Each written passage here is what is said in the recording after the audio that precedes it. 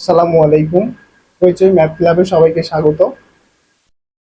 সপ্তম শ্রেণীর শিক্ষার্থীরা, তোমাদের জন্য তোমাদের গণিত বইয়ের একদম বেসিক থেকে শুরু করে বইয়ের যতগুলো অঙ্ক আছে এবং সৃজনশীল এমসিকিউ সবগুলাই আমরা ধারাবাহিকভাবে নিয়ে আসার চেষ্টা করছি। তো তোমরা আশা করি এই ভিডিওগুলো দেখে উপকৃত হবা। প্রথম অধ্যায়ের যে আলোচনা আছে সেই আলোচনায় চলে যাব। দেখো, প্রথম অধ্যায়ের নাম হচ্ছে মূলদ ও অমূলদ সংখ্যা। তো এখানে আমরা হয়তো জানি যে মূলদ সংখ্যা কি, অমূলদ সংখ্যা কি। তো আমরা প্রথমে অমূলদ সংখ্যাগুলো জানবো, তারপরে মূলদ সংখ্যাগুলো জানবো। কারণ অমূলদ সংখ্যা খুব অল্প সংখ্যক আছে, যে অমূলদ সংখ্যাগুলো যদি আমরা জানতে পারি তাহলে কিন্তু মূলদ সংখ্যাগুলো অটোমেটিক্যালি আমরা বের করতে পারবো। তো আমাদের এখানে অবশ্য মূলদ সংখ্যা অমূলদ সংখ্যা নিয়ে বিস্তারিত আলোচনা থাকবে না, মোটামুটি একটা আলোচনা থাকবে। তো দেখো, অমূলদ সংখ্যাগুলা আমরা কি সেটা আগে বলে নিই। তো অমূলদ সংখ্যা হচ্ছে, আমি কথাই বলে দিচ্ছি, যে অসীম অনাবৃত দশমিক সংখ্যা হবে। অসীম অনাবৃত দশমিক সংখ্যা। দেখো, অসীম অনাবৃত অনাবৃত দশমিক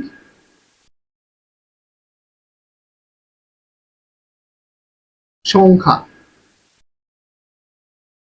এটা হচ্ছে অসীম অনাবৃত দশমিক সংখ্যাটাই হচ্ছে অমূলদ সংখ্যা। এখন দেখো, অসীম অনাবৃত দশমিক সংখ্যা এটা কি কেমন হয়, দেখতে কেমন হয় দেখো। আমরা যদি মনে করি এখানে 1.2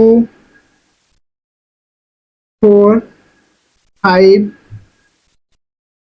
6 এইরকম dot dot dot dot dot. তো দেখো, অনাবৃত, আগে বলি অসীম। অসীম মানে সবাই জানি যে দশমিকের পরের সংখ্যাগুলো গণনা করা যাবে না, অর্থাৎ অসীম পর্যন্ত চলতে থাকবে অঙ্কগুলো। আর অনাবৃত, অনাবৃত মানে কি, দশমিকের পরের অঙ্কগুলো পুনরাবৃত্তি হবে না, একই রকম হবে না। যেমন এর একটা পুনরাবৃত্ত গুলো দেখায়, যেমন 2.2.4 2 4 2 4 2, এইটা দেখো যেমন পুনরাবৃত্ত হচ্ছে। এটা কিন্তু আমরা অনাবৃত বলতে পারবো না, এটা কিন্তু আবৃত্ত দশমিক ভগ্নাংশ। তো অনাবৃত হতে হবে। অনাবৃত মানে কি, অনাবৃত মানে হচ্ছে দশমিকের পরে অঙ্কগুলো পুনরাবৃত্তি হবে না। তো অমূলদ সংখ্যা, এটাই হচ্ছে অমূলদ সংখ্যা। এখন দেখো, এই সংখ্যাটা বা এই রকম মানগুলো আমরা কোথা থেকে পাবো? এই রকম মানগুলো আমরা এই একটা বর্গমূল চিহ্ন আছে না, এই বর্গমূলের চিহ্নের ভিতর থেকে পাবো। এই বর্গমূল চিহ্নের ভিতর থেকে আবার ভিতরে যাই, যে কোনো সংখ্যা বসালে হবে না। এই বর্গমূলের ভিতরে কোন সংখ্যা বসালে অমূলদ সংখ্যা হবে, অমূলদ সংখ্যা হবে, আর কোন সংখ্যা বসালে মূলদ সংখ্যা হবে, সেটা আমরা এখন দেখব। তো দেখো, এই বর্গমূলের ভিতরে যদি পূর্ণ বর্গ সংখ্যা থাকে, পূর্ণ বর্গ সংখ্যা থাকে, তাহলে হচ্ছে এটা মূলদ হবে। এই মান, যে মানটা পাবো সেটা মূলদ হবে। আর এই বর্গমূলের ভিতরে পূর্ণ বর্গ নয়, পূর্ণ বর্গ নয় এমন সংখ্যা থাকে, এমন সংখ্যা থাকে, এমন সংখ্যা যদি থাকে, সেইটাকে আমরা কি বলবো? সেটাকে বলবো অমূলদ সংখ্যা। অমূলদ, অমূলদ সংখ্যা। আমাদেরকে বুঝতে হবে যে পূর্ণবর্গ সংখ্যাটা কি জিনিস আর পূর্ণবর্গ নয় কোনগুলা, এগুলা কি জিনিস, এটা আমাদেরকে বুঝতে হবে। দেখো, পূর্ণবর্গ সংখ্যা কোনগুলাকে বলা হয়? পূর্ণবর্গ সংখ্যা হচ্ছে কোনো একটা সংখ্যাকে ওই সংখ্যা দ্বারা গুণ করলে যেই সংখ্যাটা পাওয়া যায় সেটা হচ্ছে পূর্ণবর্গ সংখ্যা। যেমন কোনো একটা সংখ্যা আমরা নিলাম হচ্ছে 2, কি বললাম, কোনো একটা সংখ্যাকে ওই সংখ্যা দিয়ে গুণ করলে, অর্থাৎ নিজের সাথে নিজেকেই গুণ, কোন একটা সংখ্যাকে সেই সংখ্যা দ্বারা গুণ করলে গুণফল যেটা পাওয়া যায় সেটাই হচ্ছে পূর্ণবর্গ। তাহলে দেখো, 2 এর সাথে 2 গুণ করলে কত হয়? 4। এই যে 4, এটা একটা পূর্ণবর্গ সংখ্যা। তারপরে আমরা আচ্ছা, আরেকটা কথা বলে রাখি, পূর্ণ বর্গকে আমরা সংক্ষেপে বর্গ সংখ্যাও বলতে পারি, কোনো সমস্যা নাই। তারপরে হচ্ছে 3কে যদি আমরা 3 দিয়ে গুণ করি তাহলে কত হয়? 9। এই 9ও একটা পূর্ণবর্গ সংখ্যা। এভাবে আমরা 5-এর সাথে যদি 5 গুণ করি তাহলে হয় কত? 25। এটাও একটা পূর্ণবর্গ সংখ্যা। তো এইগুলা হচ্ছে পূর্ণবর্গ সংখ্যা। পূর্ণবর্গ সংখ্যা কেন বলছি আমরা? পূর্ণবর্গ সংখ্যা বলার কারণ হচ্ছে, আমরা যদি এই সংখ্যাগুলো নিই, যে 4, 9, 25, এই সংখ্যাগুলো যদি নিই, বা এই সংখ্যা পরিমাণ যদি আমি কিছু নিই, দিয়ে বলি যে হচ্ছে এই সংখ্যাগুলো, এত সংখ্যক মার্বেল নিয়ে তুমি হচ্ছে একটা সম্পূর্ণ বর্গ তৈরি করো, তো এই সংখ্যাগুলো নিয়ে কিন্তু তুমি একটা সম্পূর্ণ বর্গ তৈরি করতে পারবা। বর্গ কি জিনিস এটা সবাই জানে, যে 4টা বাহু সমান হয়, একটা বর্গের 4টা বাহুই সমান হয়। তো এই যে 25টা যদি আমি মার্বেল নিই, দিয়ে যদি বলি আমি যে একটা সম্পূর্ণ বর্গ তৈরি করো, তুমি কিন্তু তৈরি করতে পারবা, তৈরি করা সম্ভব। তারপর 9টা নিয়ে যদি আমি তৈরি করতে বলি, তৈরি করতে পারবা, তৈরি করা সম্ভব। অর্থাৎ যে সংখ্যাগুলা দিয়ে আমরা হচ্ছে একটা পূর্ণ বর্গ তৈরি করতে পারি, সেগুলাই হচ্ছে পূর্ণবর্গ। নামটা কিন্তু ওইখান থেকে এসেছে, যে পূর্ণবর্গ সংখ্যার। তো যাই হোক, এটা হচ্ছে পূর্ণবর্গ, এগুলা হচ্ছে পূর্ণবর্গ। তারপরে আমরা এই পূর্ণবর্গ সংখ্যাগুলো একটু মাথায় মনে রাখার চেষ্টা করব। মোটামুটি 1 থেকে হচ্ছে 20 পর্যন্ত মনে রাখতে হবে, তাহলে আমরা অঙ্কগুলো কিন্তু কম সময়ের মধ্যে করতে পারবো। তো এখানে 1 থেকে 20 পর্যন্ত তোমাদের বইয়ে দেওয়া আছে, ওটা মুখস্থ করতে পারো চাইলে। আর একটা টেকনিক আছে, সেই টেকনিকটা আমি একটা ছোট্ট কোনো ভিডিও দিয়ে ওটা দেখায় দিব। তারপরে এবার দেখো যে পূর্ণবর্গ নয়, তার মানে কি? এগুলা বাদে যতগুলো আছে সেগুলা পূর্ণবর্গ নয়। যেমন আমি বলতে পারি 2, এটা পূর্ণবর্গ নয়। তারপর হচ্ছে 3, এটা পূর্ণবর্গ নয়। তারপর হচ্ছে 5, এটা পূর্ণবর্গ নয়। এক কথা, এগুলা বাদে সবগুলো হচ্ছে পূর্ণবর্গ নয়। 6, তারপর হচ্ছে 7, এগুলো পূর্ণবর্গ নয়। এগুলার যদি আমি বর্গমূল বের করি, বর্গমূল যদি বের করি, প্রত্যেকটাই কিন্তু আমরা কি পাবো? এইরকম সংখ্যা পাবো। এই যে এইরকম অসীম অনাবৃত দশমিক ভগ্নাংশের মতো আমরা সংখ্যা পাবো। তাহলে এগুলো আমরা বলতে পারি যে এগুলো প্রত্যেকেই কিন্তু অমূলদ সংখ্যা। তাই আমি লিখেছি যে রুটের ভিতরে বা বর্গমূলের ভিতরে যদি পূর্ণ বর্গ নয় এমন সংখ্যা থাকে, তাহলে আমরা সেটাকে অমূলদ সংখ্যা বলবো। এখন আমাদেরকে দেখতে হবে বর্গমূল কিভাবে বের করতে হয়। দেখো, বর্গমূল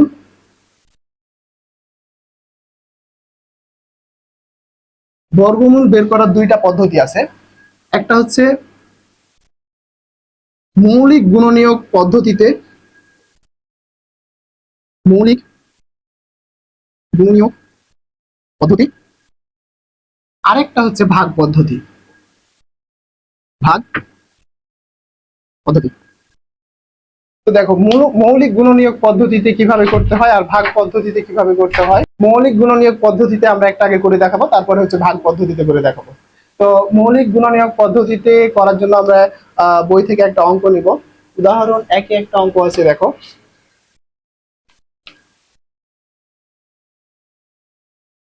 উদাহরণ 1-এ একটা অঙ্ক আছে, সেটা হচ্ছে মৌলিক গুণনীয়ক পদ্ধতিতে 3136 এর বর্গমূল নির্ণয় করো। তাহলে আমরা প্রথমে মৌলিক গুণনীয়ক পদ্ধতিতে উদাহরণ 1টা করছি। উদাহরণ 1, 3136 এর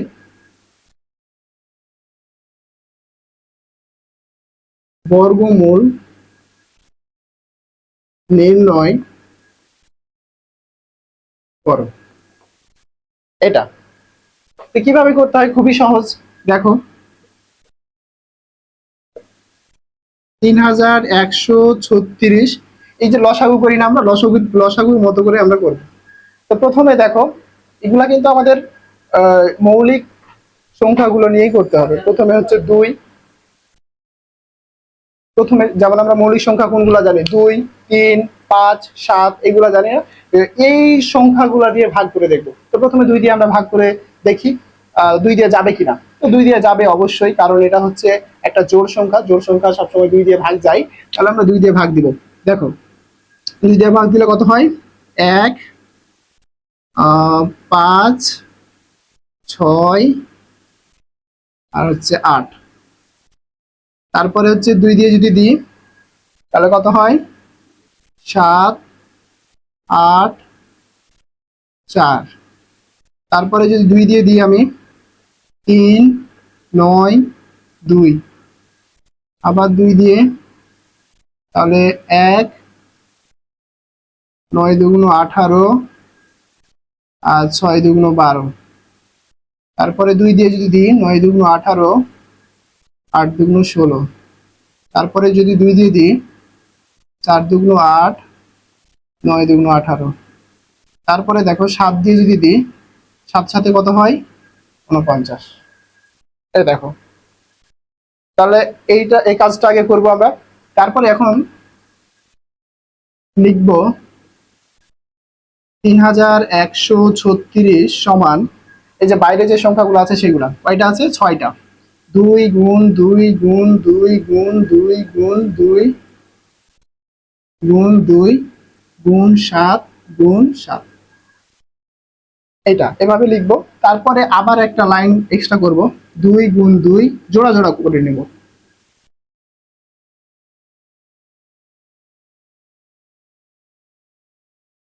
জোড়া জোড়া করে নিলাম। এবার নিয়মটা হচ্ছে কি, যে এইগুলা থেকে আমরা বর্গমূলটা বের করে নিয়ে আসবো। তো বর্গমূল অর্থাৎ 3136 এর বর্গমূল কি হবে? 3136 এর বর্গমূল হবে, আমরা এইভাবে লিখতে পারি, অথবা বাংলাতে লিখবা যে 3136 এর বর্গমূল সমান, এই জোড়া থেকে একটা টেনে নিয়ে আসো 2, এই জোড়া থেকে একটা টেনে নিয়ে আসো 2, এই জোড়া থেকে একটা টেনে নিয়ে আসো 2, প্রত্যেক জোড়া থেকে একটা একটা করে নিব। এই জোড়া থেকে একটা 7 টেনে নিয়ে আসো। এবার বলো, গুণ করতে পারবো না? গুণ করলে কত হয় দেখো, 2 দুগুণ 4, 4 দুগুণ 8, 8 27 কত? 56, 56। তাহলে বলো, এই যে 56 পেলাম এটা কি? এটা হচ্ছে 3136 এর বর্গমূল। এই তো, এইভাবে আমরা মৌলিক গুণনীয়ক পদ্ধতিতে বর্গমূল নির্ণয় করব। একটা যদি নিয়ম শিখি তাহলে কিন্তু হয়ে যায়। তো এখানে অনেক সময় তোমরা একটা প্রশ্ন করতে পারো যে এখানে কি আমরা সবসময় জোড়া জোড়া পাবো? সবসময় কিন্তু জোড়া জোড়া পাবো না। আমরা এটা প্রথম করছি তাই সহজ, কিন্তু পরের গুলাতে অনেক সময় এগুলা বিজোড় সংখ্যক থাকতে পারে। তো বিজোড় সংখ্যক যদি থাকে তখন প্রশ্ন করে যে এর সাথে কোন ক্ষুদ্রতম সংখ্যা গুণ করলে গুণফল পূর্ণবর্গ হবে, তারপর কোন ক্ষুদ্রতম সংখ্যা ভাগ করলে ভাগফল পূর্ণবর্গ হবে। তো এই ধরনের বলবে, আমরা কিভাবে করতে হয় সেগুলো দেখব। এবার আমরা দেখব ভাগ পদ্ধতিতে কিভাবে করতে হয়। তো উদাহরণ 2 এর আমরা হেল্প নিব। তো দেখো উদাহরণ 2টা কি আছে? উদাহরণ 2 এ আছে 2304। উদাহরণ 2, 2304 এর বর্গমূল নির্ণয় করা। এটা কিন্তু আমরা ভাগ পদ্ধতিতে করব। এটা এবার আমরা করব কি পদ্ধতিতে? ভাগ পদ্ধতিতে। ভাগ পদ্ধতিতে। তো দেখো, প্রথমে আমরা সংখ্যাটা নিব 2304। তারপরে আমাদের প্রথম কাজ হচ্ছে ডান দিক থেকে বাম দিকে জোড়া জোড়া করে নিব, জোড়া জোড়া করে বার চিহ্ন দেব। এই দেখো, এই দেখো। এবার আমরা ভাগের মতো করে একটা দাগ দিব, যেভাবে ভাগ করতাম আমরা সেভাবে একটা দাগ দিব। এখন আমাকে বুঝতে হবে যে পূর্ণ বর্গ, এই যে এখানে কত আছে, মানে আমরা হচ্ছে ডান থেকে বাম দিকে জোড়া জোড়া করে ভাগ করে নিয়েছি, জোড়া জোড়া করে বার দিয়ে নিয়েছি, কিন্তু কাজ যখন করব আমরা তখন বাম থেকে ডানের দিকে কাজ করব। অর্থাৎ বামে যে জোড়া আছে সেই জোড়াটা প্রথমে নিব আমরা, এইভাবে ডান দিকে আগাবো। তো দেখো নিয়মটা হচ্ছে এরকম, যে প্রথম জোড়া কত আছে? প্রথম জোড়া হচ্ছে 23। তো 23 এর চেয়ে ছোট 23-এর চেয়ে ছোট নিকটবর্তী পূর্ণবর্গ সংখ্যা কি আছে? নিকটবর্তী পূর্ণবর্গ। এখন আমরা দেখি একটু পূর্ণবর্গ সংখ্যাগুলা দেখেছিলাম আর মনে রাখতে বলেছিলাম কি জন্য, এই যে এই জন্য দেখো যে 1, তারপরের পূর্ণবর্গ সংখ্যা আছে 4, তারপরেরটা হচ্ছে 9, তারপরেরটা হচ্ছে 16, তারপরেরটা হচ্ছে 25 এইরকম। তো বলো এখন 23-এর নিকটবর্তী অর্থাৎ 23-এর চেয়ে ছোট এবং নিকটবর্তী পূর্ণবর্গ সংখ্যা কত? দেখো 25 কিন্তু বড় হয়ে যায়, তাই আমরা নিব কত? 16। তো 16 এর বর্গমূল আমরা সবাই জানি যে 16কে যদি আমরা 4 গুণ 4 করি তাহলে কিন্তু 16 পাই। তার মানে 16 এর বর্গমূল হচ্ছে 4। তাহলে এখানে আমরা কি কত নিব? 4 নিব। 4 4 কত হয়? 16। এখন আমাকে বলো, বিয়োগ করতে তো সবাই পারবো। এখানে 13 থেকে 6 বাদ দিলে কত হয়? 7। তারপরে এখানে বিয়োগ করে আমি 7 পেলাম, আর 5 থেকে এক জোড়া সংখ্যা নামাবো। একটা নামালে হবে না, জোড়া জোড়া করে নামাতে হবে। এবার এদিকে একটা দাগ দিব। তারপরে দেখো এখানে যত আছে তার ডাবল আমি এখানে নিব। তো এখানে আছে কত? 4, তাহলে আমি নিব কত? 8। এবার দেখো নিয়মটা, এখানে কত আছে? 704, আর এখানে হচ্ছে 8। তো 8-এর পাশে একটা সংখ্যা নিব আমি। 8-এর পাশে যদি আমি 7 নিই, মনে করো 7 নিলাম, তাহলে কত হচ্ছে? এটা 87 হচ্ছে। এই 87-কে আমি পাশে যেটা নিয়েছি সেইটা দ্বারা গুণ করব।